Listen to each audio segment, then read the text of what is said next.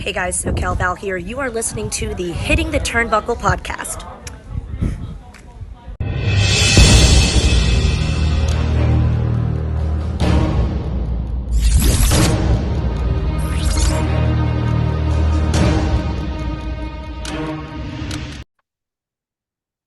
The first Smackdown of 2024 is in the books. There was a triple threat match to decide who was going to take on Roman Reigns at the Royal Rumble, and a lot more action and a lot more conversation to be had with my man that's come through the forbidden door once again. Smack Dave. No, it is normal Dave. This is good. Good evening, my friend. How are you? Hey mate, you okay? Yeah, good man. It's been nippy down here now. Don't know what it's like up in the Really cold, man.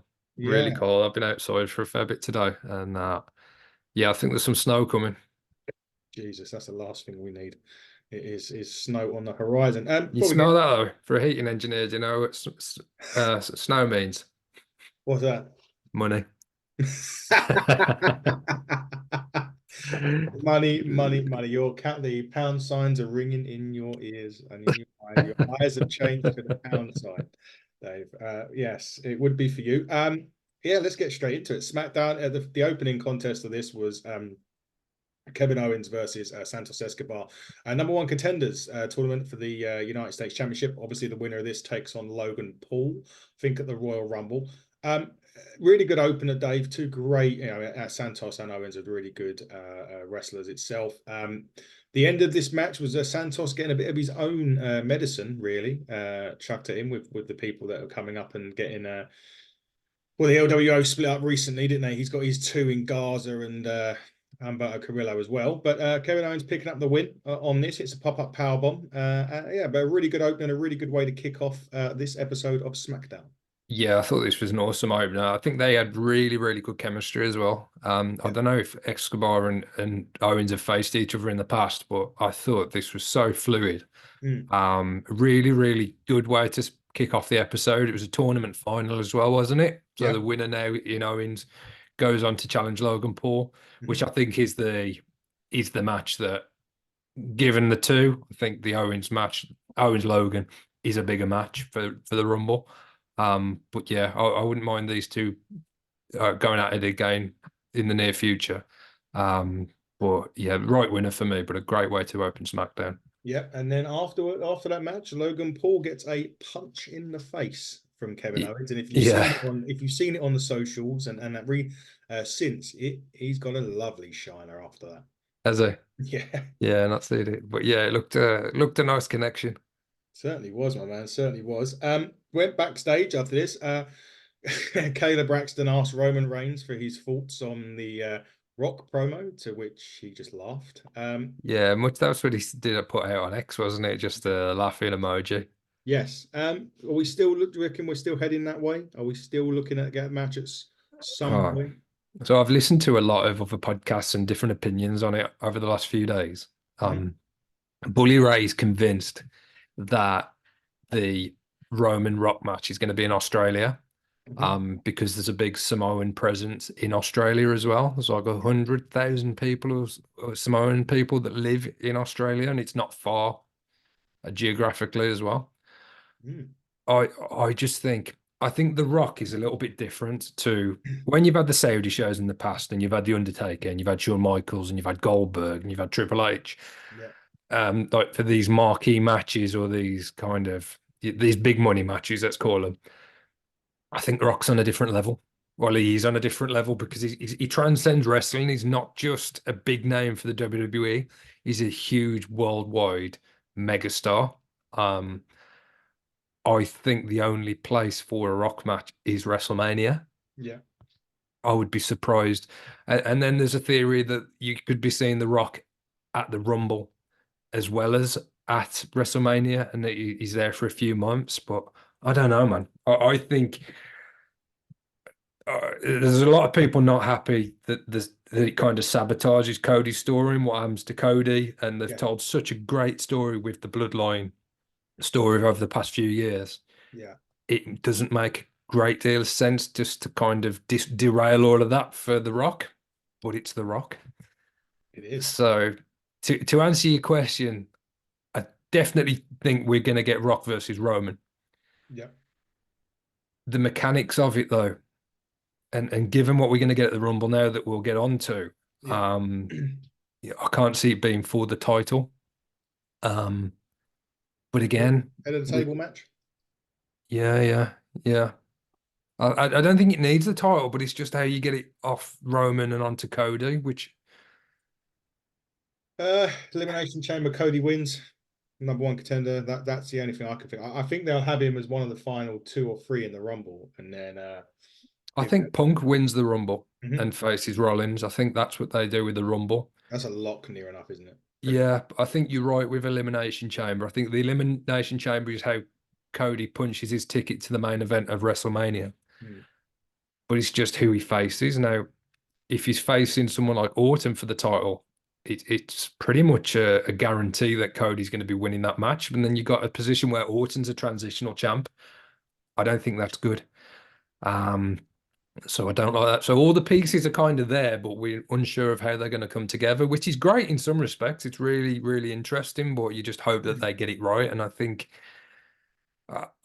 Cody beating Roman is the right thing, but I think that's what should have happened last year. So they're in a mess of their own doing, really. We can't harp on about that anymore. About last year's WrestleMania.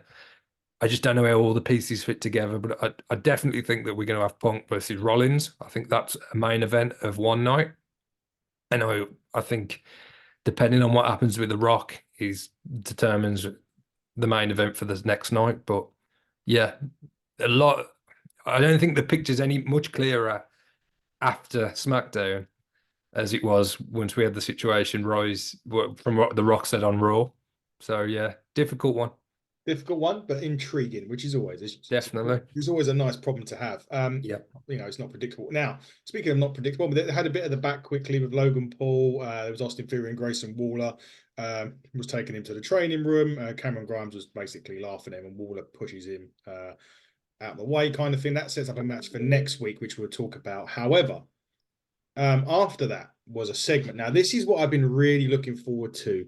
Now, to people that haven't been watching SmackDown will know that Bobby Lashley and the Street Profits have come together. They originally formed a heel group. They were getting cheered all over the place. So they've now kind of gone face. Bobby Lashley was in the ring. Now, last week on SmackDown, Karrion Kross had a great promo, and he basically said that that he was bringing people. He's bringing authors with him. And as Bobby Lashley and the Super Profits were doing their promo, Titantron come up. Then they started playing the music. Out comes Karrion Kross, then Scarlett, then Paul Ellering. What a blast from the past. And then the Authors of Pain basically took them out from behind. At that point, took Lashley and the Profits out from behind. Now, Karrion Kross is a lot like what we're talking about with the likes of, I don't know, Nakamura, and maybe on AEW is a lot like the Wardlows and people like that, where they've got they get into a storyline, it doesn't work out, and they go away, then they come back. This for me is the right team, but again, I asked the question: is it too late for Karrion Kross, in your opinion? For me, I hope not, and I don't think so. He's a great wrestler, and he's got like a great image as well, and a great look. And I think put him in this 3-man or this kind of trio. I think there's a lot they can do creatively there for him, and book him really strong. And he can be like the leader, with Paul Ellering at his side, with his wife at his side as well. I really like this. As you said, my impression was that Lashley and the Street Profits were heels. Yeah.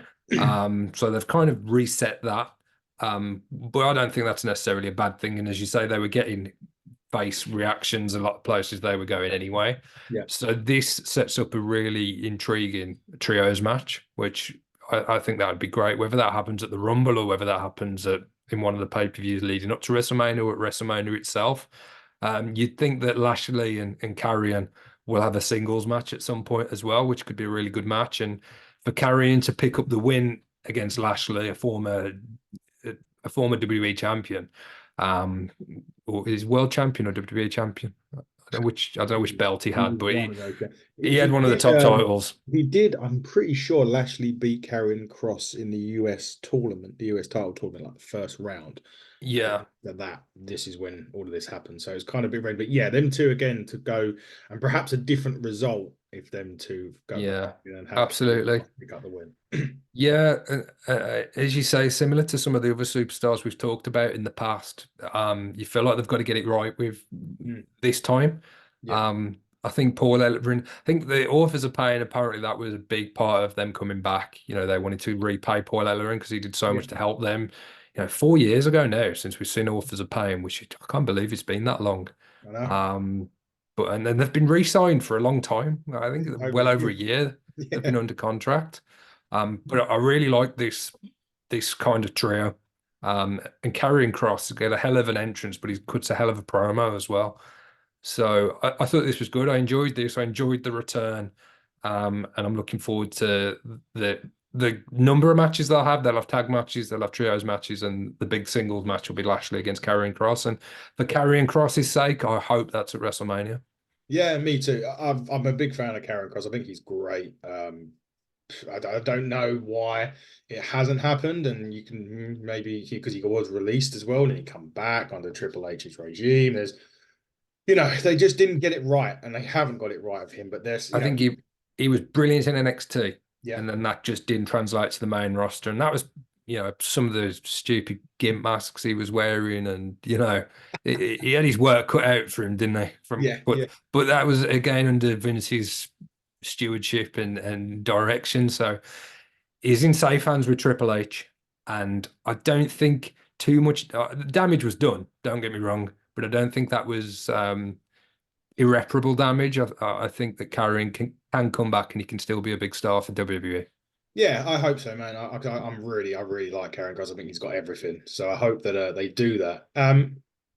We move on to the next one. I have to admit, when I first saw this match, was announced Io Sky, Mia Yim for the Women's Championship, my eyes rolled back to my head. I was just like, oh, here we go again. But I have to say they absolutely delivered a fantastic match. There was an Avalanche Styles clash from Mia Yim on this one as well. She wasn't successful. It was Io Sky with a moonsault, but from a match that I was dreading watching, to be fair, and that's nothing against the competitors. I just didn't really want to see it. I was actually on the edge of my seat watching it. I was 100% the same when they introduced them.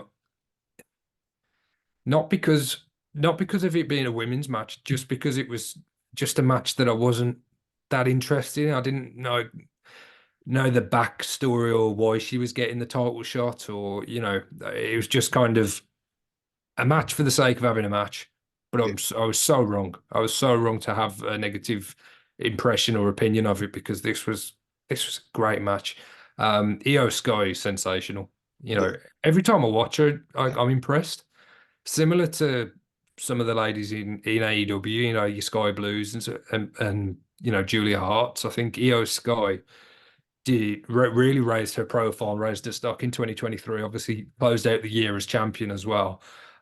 This was a great match, and I was really impressed with Mia Yim. That Styles clash was awesome. It was perfect. And I like that as well. I like that she's in the faction with AJ, and you can see the influence that AJ is having on her. Mm. I thought it was perfect. I thought it was a really, really strong match, really strong women's match, but really strong match in general. Yeah, I was massively surprised of it. It was really good to see. And Io Sky winning, it wasn't a surprise, but at least it had enough in there to sort of say, well, hang on a minute, this could change. There was enough that. Yeah, there were some good near falls and stuff. And as you say, I didn't expect the title to change hands. It would have been a major surprise, but similar to what Ivy Nile did. Yeah. I think Mia Yim has really kind of raised her stock off the back of that match, and she's shown that she can be put in that position. She can be in title matches against the champion, and she can more than hold her own. And yeah, she did really well. And again, she expected to be a participant in the Women's Rumble, and somebody that now perhaps a bit of a dark horse again, somebody that seemingly had no chance of winning, but after performances like that, you could see down the line Not maybe not in the near future, but down the line, she could be a women's champion one day in WWE. Yeah, I think so, mate. I definitely agree with that. Just finishing that match, there was obviously Bailey was backstage. She said that the EO era, sorry, would never end. The Kabuki Warriors are next in line for the women's tag team titles, and Bailey reckons that she will win the Rumble. She was interrupted by Bianca Belair. A long story short on this is that it sets up a match for next week with Bianca Belair and Bailey. Am I excited about that one? Not really. Again, it's been done. I mean, I'm obviously watching SmackDown over the last sort of 6 months. It's been a constant. So again, though, it's a match that could surprise me next week. But again, because it's been so reputant over the last couple of months or so, I don't know whether I'll be looking forward to that match as much. But again, I'm up for being surprised. Like Yeah, at this this is point, it. you know. They kind of I don't know, they earn that benefit of the doubt sometimes, don't they, when they're putting out great content and great matches. So yeah, Yeah. you could look at that on paper and it's not something you're too interested in because you've seen it so many times. But given how how good the product has been at the minute, then I'm hoping we're sitting here in a week's time, saying how good that is. Yeah, I mean, we may well be, mate. We may well be. But we'll find out next week, obviously. What you can guarantee is every time you give Paul Heyman a chance to talk, you sit down and you listen. This one was a interview with Kevin Patrick. He wanted to get Heyman's thoughts on the main event and about The Rock. Paul Heyman just kind of brushed the rock off as he name dropped Roman Reigns. He only really two things that will give you mainstream attention. One was dating Taylor Swift, and two was name dropping Roman Reigns. He mentions that CM Punk calls him. CM Punk called himself the original the Paul Heyman guy, which he was, but he's upgraded to Roman Reigns. But that was a typical, and basically also whoever wins the triple threat match will have the privilege of getting smashed by Roman at the Royal Rumble. But every time Paul Heyman, like I said, gets the mic, you sit down and take note. Yeah. I thought this, to say Paul Heyman cut a good promo, it's like, yeah, of course he did, but as you say, it was I like the nod to CM Punk as well. I like the Yeah, fact that he mentioned him, yeah, and kind of said, welcome back. yes, Um, yeah, it remains to be seen whether they have any interaction on screen at any point. But yeah, I thought this was typical Paul Heyman. Really good. Got you excited for the main event and got you excited for the whatever happens following the main event. yeah, certainly did. Just it's Paul Heyman being Paul Heyman at the end of the Yeah. day. But you always sit there and listen because he always delivers a fantastic promo. After that was a match between Pretty Deadly and Butch and a mystery partner. And much to my happiness, it was Tyler Bate. We know on the British scene over here, we're big fans of both of these guys. This match was fantastic with Pretty Deadly, another team over here from the UK. Brilliant. I love this tag match. It was great. We saw a couple of even nods to the Hardy Boys. It was a twist of fate, or Butch kept blocked a twist of fate. Sorry, but a double Tyler Driver 97 to pick up the win. But that just seeing Tyler Bate and Butch together was fantastic. Awesome. I mean, from where I sit, Tyler Bate is about 10. He's from a place called Neverton, like 10 minutes down the road from where I am. So I was really, really overjoyed to see Tyler. And from what I've seen as well, it looks like he's part of the SmackDown roster. It's Yeah. not a one-off. He's been called up essentially to the main Yes. roster, which is great, great news. And as you say, four guys from the UK going out there, that doesn't happen very often. So yeah, to be alongside Pete Dunne, Butch. Hopefully, he get his Pete Dunne name back soon. That was just excellent. British strong style reunited. I Yes. loved how commentary gave us a lot of information about their history as well. The Yeah. fact that Tyler Bate actually beat Butch for the NXT UK title. Did. Yeah. Yeah, there's a lot of history there, and I'm glad they educated the audience on that. I was a little bit disappointed that Pretty Deadly lost, but Yeah. it was a double finisher, so they were protected to a degree. So I'm big fans of Pretty Deadly. Unfortunately, the injury, I don't know if it was to Elton or Kit, but the injury derailed them a little bit, and it has stunted their momentum.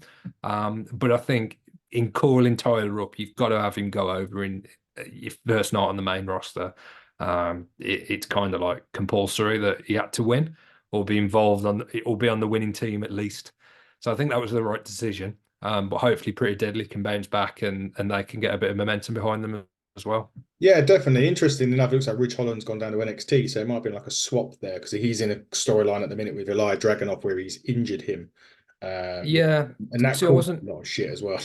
Yeah, and has he legitimately injured him? I think he's actually banged up, but wasn't from that particular move. Mm. So the storyline's playing out because Ridge has obviously done the injury to Big E, didn't he? They're putting him. I think that's And Pretty Deadly one. It was. it was him. Yeah. Yeah, yeah, And now obviously with Elias, I think they're making a storyline. I'm not a fan of that too much, to be quite honest with you, yeah. because the negative stuff he got from the Big E stuff, and then that carried on even when he injured Pretty Deadly. To now people believing that he legitimately He's injured. dangerous. Yeah. Yeah, I don't. I'm not a fan of that storyline wise because people like dickheads on social media will play onto it more so, Trolls. Yeah. and they'll. I think he's had. I don't say he's had death threats, but I'm pretty sure he's had some quite serious, stuff messaged. Nasty comments. Fucking stupid. So I'm not a fan of that. No. Well, But obviously, Butcher's because he came out to the Brawling Brutes entrance in the yeah, Titantron. Sheamus is injured as well, so yes, I was fearful for Butch, to be honest. I don't know mm, how he's been going the last few because I haven't watched SmackDown for a few weeks. yeah, Um, but I think this was a good thing for him as well, and to get yeah, him back on track. Um, and I definitely foresee that Tyler's now on SmackDown that he's going to be teaming with Pete or Butch quite regularly. yeah, Um, they'll ultimately have a match on the main roster against each other. They have to. Their matches are so good, and WWE know that mm. because they've booked those matches in NXT UK. I'm not sure if Butch was in standard NXT. I'm not sure if he was I just think in he NXT was. I'm UK. sure. I'm sure he did go to. He appeared, yeah. Yeah, I'm pretty sure he But did. But WWE obviously and Triple H are aware of what those guys can do in the ring against each other. So Yeah, I'm sure we'll see that on the main roster at some point. I hope But so. for the time being, I think pick up some wins. They've got that tag team, the cohesiveness. They've known each. Pete's trained Tyler. They've known Yes. each other for so long. So it definitely makes sense to pair them on the main roster for the short term. Definitely. So I totally agree. Hopefully we'll see a bit more of me saying hopefully Pete Dunne will be back to Pete Dunne instead of Butch going. Yeah, there's a big clamoring for that online as well in the IWC. Particularly if the Brawling Brutes are done, and we don't know what's going to happen with Sheamus. We don't know if he's going to have some time tagged on to his deal because he's been out injured. We don't know if whether he'll sign a new deal or whether he'd look to leave WWE. But if the Brawling Brute has had its day now, I think it's time that Butch has had its day as well, and Pete Dunne gets his name back. I hope so, mate. I really do because it's a stupid name, Butch. Anyway, I don't Yeah. like that. Don't particularly like that name at all. However, one interesting point or one interesting name that come up was on SmackDown was Ashante the Adonis, part of Hit Row. Most of Hit Row is now Top Dollar got released. BFAB is now kind of in with Lashley's promotion, so he's kind of left Ashante on his own. He was in Nick Aldis's office wanting an opportunity, and Nick Aldis said, "I've got something for you," and that's kind of how it left. But he's a really good wrestler. I'm not sure how much you know of him, Dave, but someone Bits. that bits, yeah. But this could be maybe they're looking to do something with him as a single now, by the looks of things. Yeah, possibly. I thought the obvious thing here was to say you've got a spot in the Royal Rumble. I thought that was where Mhm. Nick was going to go, but he didn't do that. And he said he's got a few things for him. So we'll Yeah, see where that leads to. I wasn't sure where BFAB was. I wasn't sure if she'd been released as well. no. But they were always Strickland, weren't they? Yeah, When Strickland was in yeah, NXT. So, yeah. They so got called up. They got called up, released, rehired, and now Top Dollar's been released. No, see, well, he's been released since August. Tom. yeah, yeah. So they're obviously, think highly of him to have him sat there with Nick Aldis. Nobody else had that treatment, did they, on the show? So, sorry, mate. So yeah, they've got something in mind for him. I don't know much about him or seen too much of his performances, but now he's on his own. He can stand on his own 2 feet, and hopefully the opportunity will lead to something prominent. And as I say, a spot in the Rumble might be something that could help him as well. Yeah, I hope so. Let's see what they're going to do with him. I'm intrigued by that one, so I'm quite happy to see that one and see what happens to it. we get to the main event already. It's quite quick, this one, isn't it? This main event was the triple threat match: Brandy Orton, AJ Styles, and LA Knight. Whoever wins takes on Roman Reigns at the Royal Rumble. I love this triple threat, Dave. It was kind of a bit of old school with a bit of new school chucked in. One point during the match, Orton, well, he done an RKO, hit an RKO, sorry. LA Knight pulled the referee out. And then the usual thing happens when it comes to this. Roman Reigns and the Bloodline hit the ring.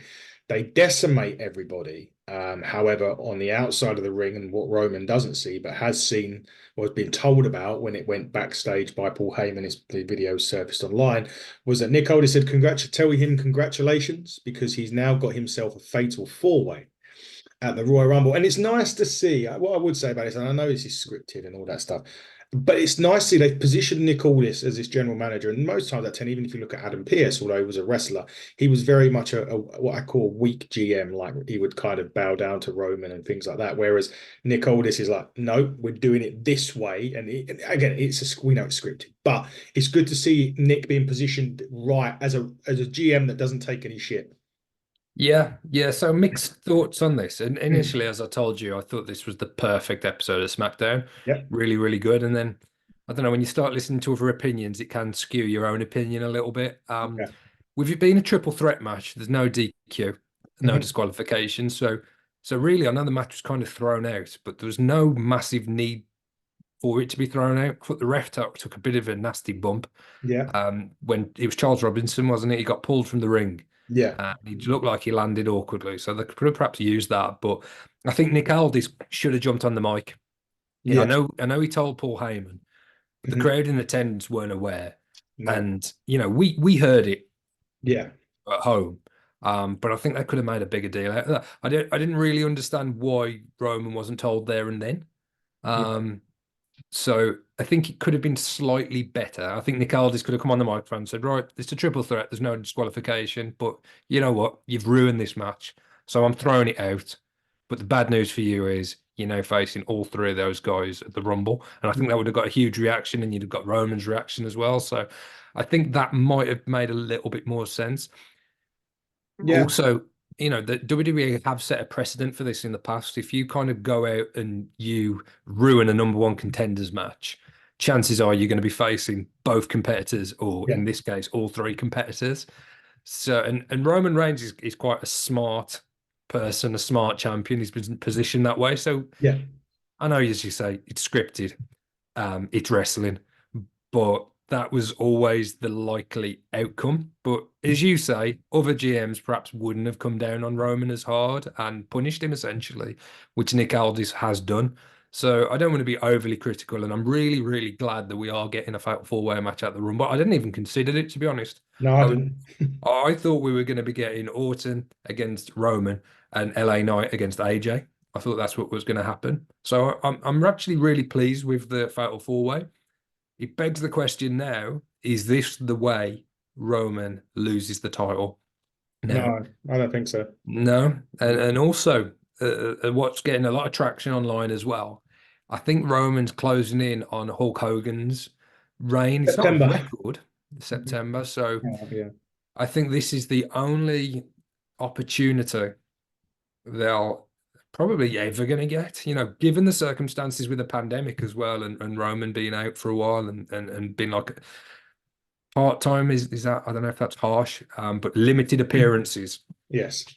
So I don't know if they're going to get an opportunity anytime in the next 20, 30 years to bypass or to overcome Hulk's not record, but his reign. They're not gonna do San Martino's. But they can certainly say the longest reign in the modern era. I don't know if there's somebody between Hulk and San Martino. I'm not sure without looking. But yeah, Hulk Hogan's 3 years and however long title reign, that's definitely on the horizon. So that's got me thinking now, well, is Cody's story set to run for another year? And Roman wins at the Royal Rumble. He faces Rock for the title at WrestleMania, and he wins that as well. And Cody has to wait another year to get his moment to finish his story, and it's actually WrestleMania 41, would it be? Yeah, 41. Yeah. Yeah. At the minute, Yeah, I'm not sure because I'm not sure where Cody fits in the picture. I mean, he's got Nakamura next week, hasn't he? You've got Nakamura tomorrow, yeah, on Raw.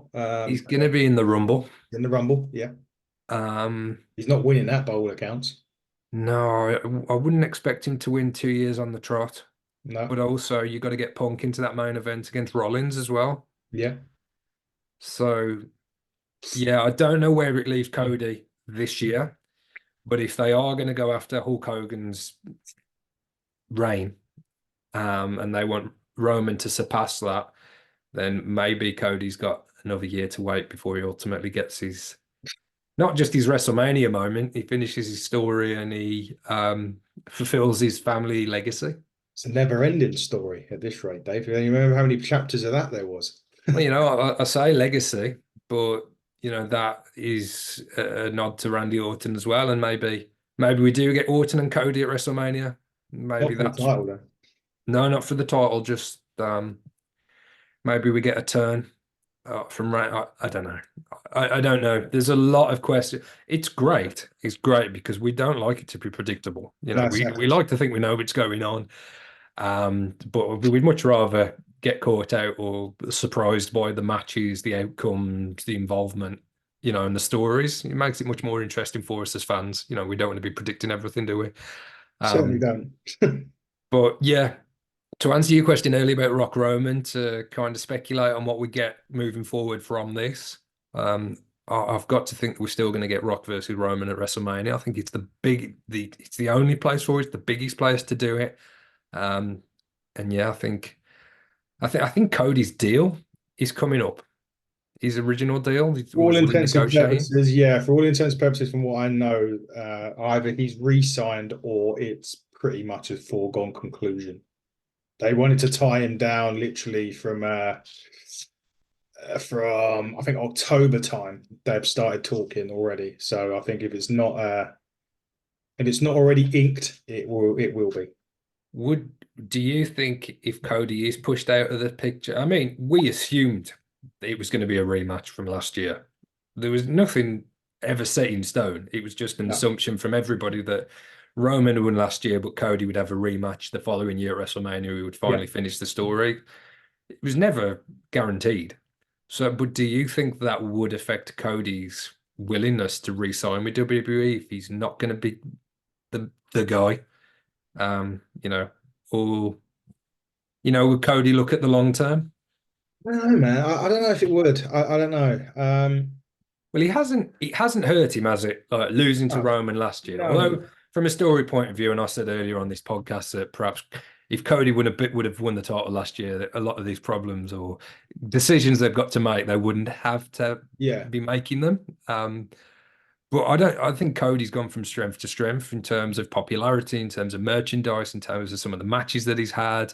The crowd love him. Or he's a traditional babyface, and I thought those days were gone to a degree, because we've had a lot of Yeah. booing the faces, cheering the heels over the last few years. But Cody has been your kind of traditional babyface, loved by men, women, kids, everybody basically. Yeah. He has. And yeah, a throwback in many ways when it comes to the heel and face dynamics. So it hasn't hurt him holding off a year. No. Is it going to hurt him holding off another year? We'll have to wait and see. Intrigued though, which is good. Dave, quickly as we start to round up the show, I'm giving SmackDown an 8.5. I know you said it was nearly a 10 for you. I thought it was good. I enjoyed it. I don't know. There wasn't much really to criticize out of it, to be fair, with you. So, but I I suppose, thought there was some great wrestling. It yeah. set up some good stuff. It set up the main event for the Royal Rumble. Mhm. We had a tournament final. We had a return of the Yeah. Authors of Pain. We had a SmackDown debut for Tyler Bate, which probably skewed my opinion a little bit and the bias, particularly because he's from up the road from where I am. Initially, I said this was a 10 out of 10 show. In light of my kind of thoughts and hearing some other opinions on the way the ending went down, I thought it's what we've come to expect from Roman and the Bloodline. Yeah. So nobody can be massively surprised. I think a few people were disappointed that we were getting this great match and it was kind of ruined.